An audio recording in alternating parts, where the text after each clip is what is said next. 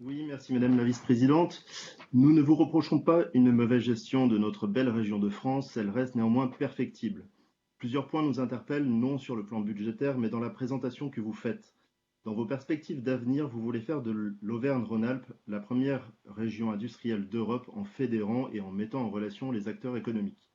Nous voulons tous une région prospère, riche, qui réduirait le taux de pauvreté et profiter d'une Europe qui protège, mais cela n'est pas dans son ADN. Nous comprenons par ces termes que vous définissez notre région appartenant à une zone européenne, tendant à se désolidariser progressivement de la notion de nation, donc de nos racines et de notre culture. Le Rassemblement national défend l'Europe des nations souveraines plutôt que d'être soumis aux directives de l'Union européenne. De tout temps, les Français ont créé, commercé, exporté vers l'international sans qu'une nation supranationale technocratique vienne imposer son diktat sur nos entreprises et notre façon de défendre nos fleurons industriels.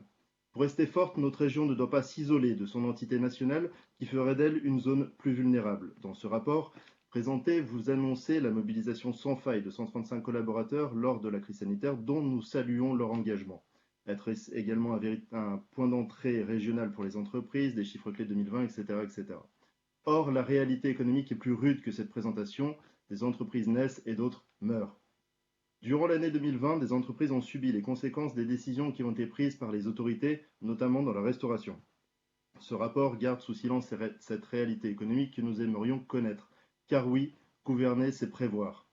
Dans le contexte du Covid, face aux entreprises en très grande difficulté, nous proposons que l'ensemble des agents mis à disposition de l'agence économique entament une identification et géolocalisent les entreprises qui vont sombrer dans la faillite afin d'anticiper les formations et reconversions des salariés comme des employeurs pour poursuivre l'effort du maintien des emplois sur notre territoire. Concernant les rapports de l'Agence du tourisme pour 2020, nous rappelons que cette année, marquée par 2 confinements nationaux, a lourdement affecté le secteur du tourisme et du thermalisme. Nous reconnaissons le travail qui a été réalisé par l'agence régionale et par l'ensemble des services pour faire face aux besoins en urgence, puis au redémarrage de l'activité, malgré quelques difficultés locales pour les montages de dossiers. Nos acteurs économiques locaux se sont adaptés et ont su se rendre flexibles. L'été 2020 a globalement été bon pour le secteur du tourisme. Pour autant, le thermalisme est resté impacté lourdement sur cette année et les aides insuffisantes pour un secteur représentant plus de 100 millions d'euros de chiffre d'affaires et 275 millions d'euros de retombées économiques. La fin de l'année 2020, après avoir largement investi aux côtés des acteurs économiques du secteur pour la mise en sécurité des locaux et de l'accueil du public, a été marquée par le deuxième confinement et la fermeture des remontées mécaniques dans nos stations de ski. Fermeture des remontées en plein air malgré le bon fonctionnement des métros parisiens dont tout le monde sait que l'air y est plus pur que le sommet de nos cimes locales. Nous regrettons que le gouvernement n'ait pas fait confiance aux professionnels de la montagne et aux acteurs publics. Ils avaient pourtant mis en place toutes les mesures de sécurité nécessaires pour garantir une bonne gestion de la saison 2020-2021, et ce n'est d'ailleurs pas la tribune de M. Wauquiez, ni le poids que le président de la deuxième région touristique de France que vous représentez, qui a pu faire infléchir cette décision gouvernementale totalement absurde.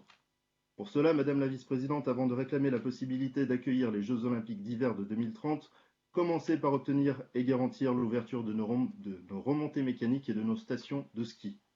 Nous prenons donc acte des rapports pour l'année 2020 avec l'espérance d'investissement dans le secteur du thermalisme, la possibilité de travailler pour nos stations de ski afin de revenir vers une situation économique performante et pourvoyeuse d'emplois dans notre région, et soulignons la nécessité d'une intervention chirurgicale dans le domaine économique pour garantir le soutien de la région aux entreprises qui en ont le plus besoin dans l'environnement actuel. Je vous remercie.